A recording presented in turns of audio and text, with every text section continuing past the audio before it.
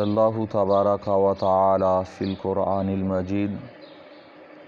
واستشہدوا شہیدین من رجالکم فإن لم یکونا رجلین فرجل و امرأتان ممن ترضون من الشہداء۔ اللہ تبارک و تعالی قرآن مجید فرقان حمید میں ارشاد فرماتا ہے، اور دو مرد تم میں سے جب گواہی دیں تو وہ گواہی قابل قبول ہوگی، اور اگر دو مرد گواہی نہ دیں، ایک مرد اور دو عورتیں گواہی دیں، اور وہ مرد و عورتیں جن پر تم راضی ہو، یعنی کہ جن کی ایمانداری پر تم راضی ہو، ان کی گواہی کو قبول کرو تاکہ کوئی دنیا میں گمراہ نہ ہو سکے، اپنے ایمان سے بھٹک نہ سکے۔ تو قرآن مجید فرقان حمید کے اندر اللہ تعالیٰ نے یہ گواہی کے متعلق ارشاد فرمایا، اور صاحب کتاب نے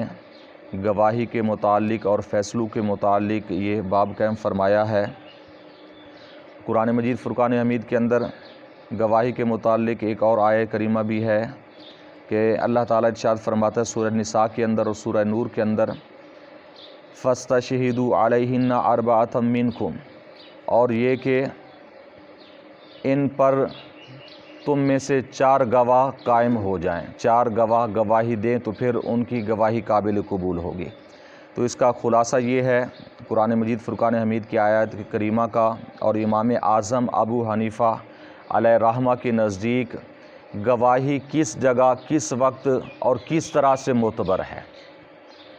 تو اگر بات ہے زنا کی، یعنی زنا کا ثبوت چاہیے اور اس پر حد لگانی ہے، یعنی قاضی وقت نے اگر زنا کو ثابت کرنا ہے تو اس پر لازم یہ ہے کہ چار گواہ ہونے چاہیے۔ یہ قرآن مجید فرقان حمید کے اندر اللہ تعالیٰ نے دو مقام پر، سورہ نساء کے اندر بھی، سورہ نور کے اندر بھی ارشاد فرما دیا کہ زنا کو ثابت کرنے کے لیے، بدکاری کو ثابت کرنے کے لیے چار گواہوں کا ہونا ضروری ہے۔ اگر چار گواہ گواہی دے دیں تو اب ان کی گواہی قابل قبول ہوگی۔ اس کے بعد جو شریعت کے متعلق اب جتنے بھی فیصلے ہیں وہ سارے ثابت ہو جائیں گے۔ یعنی اب جس ایک عورت نے بچہ جنا، اب اس کی چار گواہوں سے بدکاری بھی ثابت ہو گئی، تو اب اس کا بچہ ثابت النسب نہیں ہوگا، اس کا نسب ثابت نہیں ہوگا، یعنی اپنے وہ والد کا نہیں کہلائے گا۔ جب والد کا نہیں کہلائے گا تو شرعی طور پر وہ بچہ اس والد سے جس سے اس کا نسب ختم ہو گیا زنا کے ثابت ہونے کی وجہ سے، اب وہ وراثت کا حقدار بھی نہیں بن سکے گا۔ یعنی یہ ساری صورتیں اس وقت ہوں گی کہ جب زنا ثابت ہو جائے۔ جب زنا ثابت نہ ہو، مثال کے طور پر ایک ایسے ہی منکوحہ پر، یعنی وہ عورت جو نکاح والی ہے، شادی والی ہے، شادی شدہ عورت پر اگر کوئی ایک بندہ الزام لگا دے کہ اس نے بدکاری کی ہے، شرعی طور پر اس کی کوئی حیثیت نہیں ہے۔ اگرچہ دو تین عورتیں بھی الزام لگا دیں، شرعی طور پر اس کی کوئی حیثیت نہیں ہے، اور نہ ہی اس ایک مرد یا دو مرد یا ایک دو عورتوں کے کہنے پر کوئی فیصلہ ہوگا۔ شرعی طور پر اس پر کوئی مواخذہ نہیں کیا جائے گا۔ ہاں، اگر قاضی وقت یہ سمجھتا ہے کہ واقعی اس میں کچھ حقیقت کے پہلو نظر آتے ہیں تو کچھ تعزیر جو اگر مناسب سمجھے تو وہ دے دے تو ایک علیحدہ چیز ہے، لیکن شرعی طور پر اس عورت سے اگر بچہ ہو، جو نکاح والی عورت ہے، وہ بچہ بھی ثابت النسب ہوگا، اپنے باپ ہی کا کہلائے گا، اور اس کا نسب ختم کرنا یا نسب کو دور کر دینا یہ شرعی طور پر جائز نہیں ہوگا۔ یعنی یہ اگر ہم چیزیں ذہن میں رکھیں تو ہمارے معاشرے کے اندر بھی، کیونکہ اگرچہ اب شرعی قاضی موجود نہیں ہے، لیکن اس کے باوجود بھی ہمیں یہ چیزیں یاد ہونی چاہیے، ذہن میں ہونی چاہیے، تاکہ ہمیں شریعت کے مسائل کا پتہ چل سکے۔ تو بہرحال زنا کو ثابت کرنے کے لیے چار گواہوں کا ہونا لازمی ہے، اور وہ چار گواہ بھی مرد ہونے چاہیے، اس میں کوئی عورت نہ ہو۔ یعنی اگر تین مرد ہوں دو عورتیں تو پھر بھی گواہی قابل قبول نہیں ہوں گی، چار مردوں کا گواہ ہونا اس میں لازم اور ضروری ہے۔ اس کے علاوہ اللہ تبارک و تعالیٰ نے جو ارشاد فرمایا کہ اگر دو مرد نہ ہوں، دو مردوں کی بھی گواہی قبول ہے۔ یہ کب ہے؟ یہ اس وقت ہے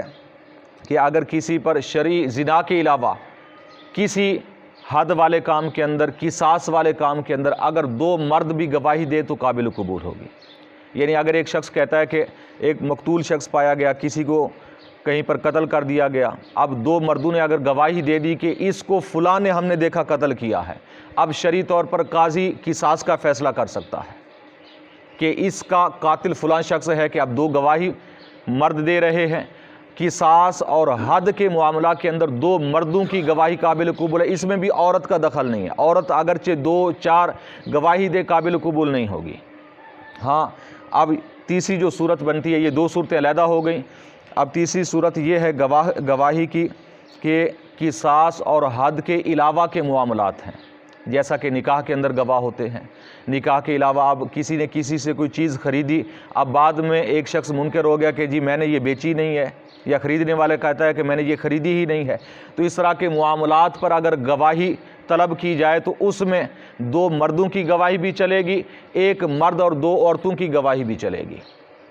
تو یہ شرعی طریقہ ہے جو گواہی کا، وہ قرآن مجید فرقان حمید کے اندر مزید آگے احادیث مبارکہ آ رہی ہیں گواہی کے متعلق، تو یہ قرآن مجید فرقان حمید کی آیہ کریمہ کا خلاصہ اور امام اعظم ابو حنیفہ علیہ رحمہ کے نزدیک یعنی 3 قسم کی گواہی بن جاتی ہے۔ اللہ تعالیٰ کی بارگاہ میں دعا ہے کہ نبی کریم صلی اللہ علیہ وسلم کے وسیلہ سے ہم سب کو علم دین سیکھنے کی، سمجھنے کی، عمل کی توفیق عطا فرمائے۔ آمین بجاہ النبی الامین وما علیہ الا البلاغ المبین۔